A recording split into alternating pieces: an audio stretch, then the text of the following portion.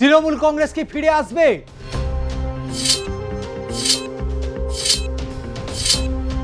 মমতা বন্দ্যোপাধ্যায় কি কামব্যাক করতে পারবেন?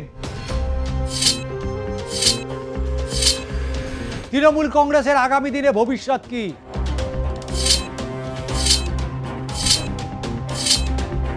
আদৌ তৃণমূল কংগ্রেস থাকবে তো?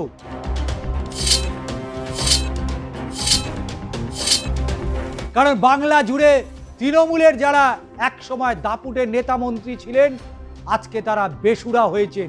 কেন বেসুরা হয়েছেন?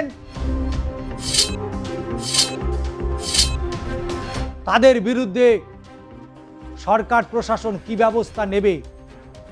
দল কি আবার ঘুরে দাঁড়াবে? কাজ দিয়ে ফের মানুষের আস্থা অর্জনের মধ্যে দিয়ে মমতা ফিরতে পারবে? 28 সালে পঞ্চায়েত ভোট, সে কথা মনে করিয়ে বৈঠকে মমতার স্পষ্ট বার্তা, এই সময়ের মধ্যে ভালো করে কাজ করে মানুষের আস্থা অর্জন করতে হবে। কোথাও কোনো কাজে ফাঁক রাখা যাবে না।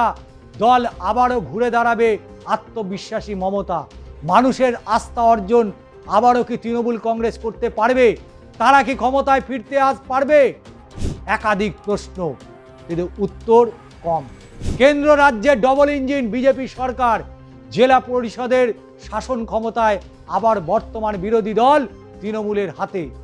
ফলে পঞ্চায়েত এলাকায় উন্নয়নের ক্ষেত্রে কেন্দ্র বা রাজ্য সরকারের তরফ থেকে আসা ফান্ড নিয়ে বাধা তৈরি হওয়ার আশঙ্কা ইতিমধ্যেই চর্চায় এসে গিয়েছে। এমনকি নির্বাচিত জেলা পরিষদের বোর্ড ভেঙে দেওয়া হবে কিনা সেই প্রশ্ন বারবার ঘুরে ফিরে আসছে।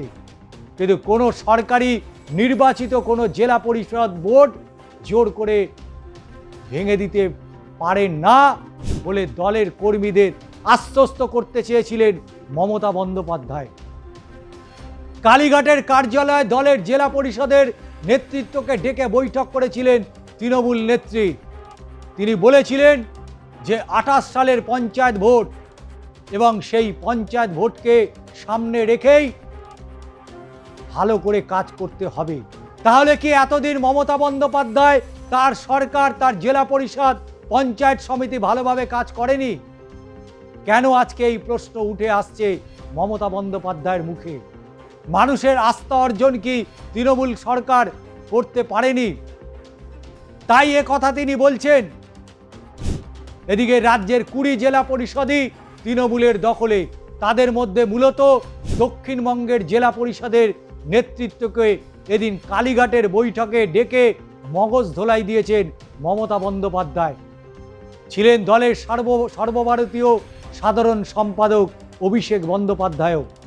তাদের প্রত্যেকের সামনে তৃণমূল নেত্রী বিগত দিনের লড়াই, 2026-এর লড়াইয়ে কথা তুলে ধরেছেন এবং সেখানে নিজের দৃষ্টান্ত দিয়েছেন। হাতে চোট, তা নিয়েই তিনি প্রচার করেছিলেন। বাম আমলে আমি অনেক মার খেয়েছি, গণনার দিনও আমাকে মারা হয়েছে বলে অভিযোগ। আমি হেরেছি, কিন্তু তারপরে আমি ভেঙে পড়িনি। তাহলে আপনারা কেন ভেঙে পড়ছেন? এর মধ্যে জেলায় বিজেপি তাদের পার্টি অফিস ভাঙচুর, কর্মীদের ভয় দেখিয়ে ঘর ছাড়া করার অভিযোগ তুলেছেন। কিন্তু একটা সময় 2011 সালে ক্ষমতায় আসার পর মমতা বন্দ্যোপাধ্যায় এবং তার টিম ঠিক একই ঘটনাটা ঘটিয়েছিল। সে কথা কি ভুলে গিয়েছে? সে কথা আজকে তিনি মনে করছেন না। পাড়ায় পাড়ায় যেভাবে তৃণমূলের কর্মী সমর্থকরা যে ঔদ্ধত্য দেখিয়েছিল, যা বাম আমলে দেখানো হয়েছিল, তৃণমূলে আমলেও ঠিক একই ছবি উঠে এসেছিল। কিন্তু সময়টা বদলে গিয়েছে। সেদিনের শাসক আজকে বিরোধী আসনে। কতটা বিরোধিতা করতে পারবেন? তিনি বলছেন, 2-1 জায়গায় যাব, পার্টি অফিস রং করব। তবে সব আলোচনার মধ্যে ঘুরে ফিরে এসেছে জেলা পরিষদ ভেঙে দেওয়া নিয়ে আশঙ্কার প্রসঙ্গ।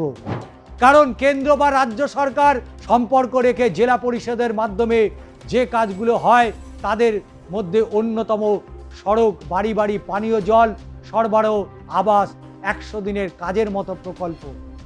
সড়ক নির্মাণের ক্ষেত্রে অনেক কাজই তৃণমূলের দখলে থাকা জেলা পরিষদগুলো থেকে হয়েছে বলে দাবি করেছিলেন তারা।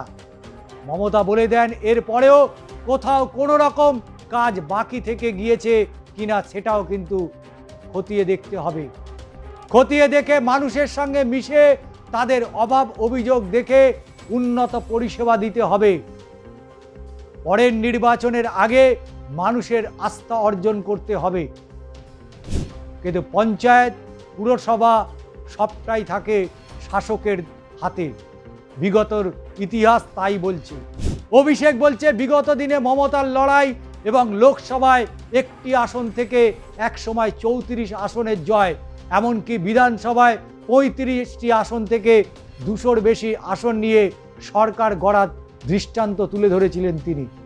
সঙ্গে মমতা এও বলেছেন কর্মীদের মামলার হাত থেকে বাঁচাতে দলের তরফ থেকে আইনি সহায়তা করবেন চন্দ্রিমা ভট্টাচার্য।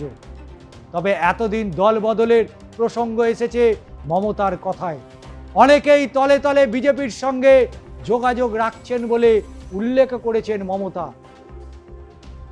অনেকেই দল বদলের কথা ভাবছেন, যাদের তেমন ইচ্ছা রয়েছে দল ছেড়ে বেরিয়ে যেতে পারেন। তাতে তৃণমূল কংগ্রেসের কোনো ক্ষতি হবে না, কারণ এ রাজ্যে সেই বাম সরকারের আমলে তৃণমূল রাতের অন্ধকারে তারা রাজনীতি করেছিল, রাতের অন্ধকারে দেওয়াল লেখন করেছিল, দিনের পর দিন বাড়ি ছাড়া হয়েছিল, যে ঘটনার পুনরাবৃত্তি হয়েছিল 2011 সালের পরে। 2011 সালে যারা বামপন্থী মনোভাবাপন্ন মানুষ, যারা সিপিএম কর্মী সমর্থক, বাম কর্মী সমর্থক, তাদেরকেও ঘরছাড়া হতে হয়েছিল, তাদেরও বাড়ি ভাঙচুর করা হয়েছিল, একের পর এক পার্টি অফিস দখল করেছিল। আজকে বিজেপির আমলে বামেরা 576টি পার্টি অফিস পুনরুদ্ধার করেছে। এটাও সম্ভব হয়েছে, কিন্তু কতদিন সেই পার্টি অফিস তারা ধরে রাখতে পারবে তার উত্তর অবশ্যই বামেরা পাবে।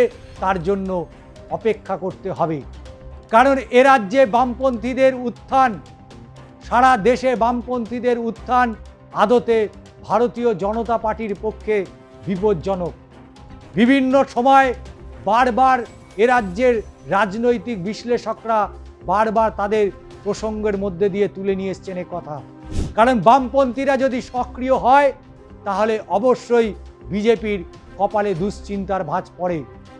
তাই বামপন্থীরা যেভাবেই তারা পার্টি অফিস পুনর্দখল করছে, সেই পুনর্দখল কতটা তারা জিইয়ে রাখতে পারবে তা আগামী দিনে আরও স্পষ্ট হবে। যে বামপন্থী কর্মী সমর্থকরা একদিন নিজেদের পিঠ বাঁচাতে তারা বিজেপিতে যোগদান করেছিল, আজকে সেই সিপিএমের কর্মী সমর্থকরা তাদেরকেও ভাবতে হবে সেদিন তারা সঠিক সিদ্ধান্ত নিয়েছিল কিনা। আদতে বামপন্থী কর্মী সমর্থকরা তারা চেয়েছিল প্রথমে তৃণমূল কংগ্রেস অর্থাৎ মমতা বন্দ্যোপাধ্যায়, অভিষেক বন্দ্যোপাধ্যায়কে বাংলা থেকে উচ্ছেদ করতে হবে, তারপরে তারা পরবর্তী লড়াইতে নামবে। অর্থাৎ এখন লড়াই মমতা বন্দ্যোপাধ্যায়ের সঙ্গে নয়, এখন লড়াই শুভেন্দু অধিকারী এবং বিজেপির সাথে লড়াই।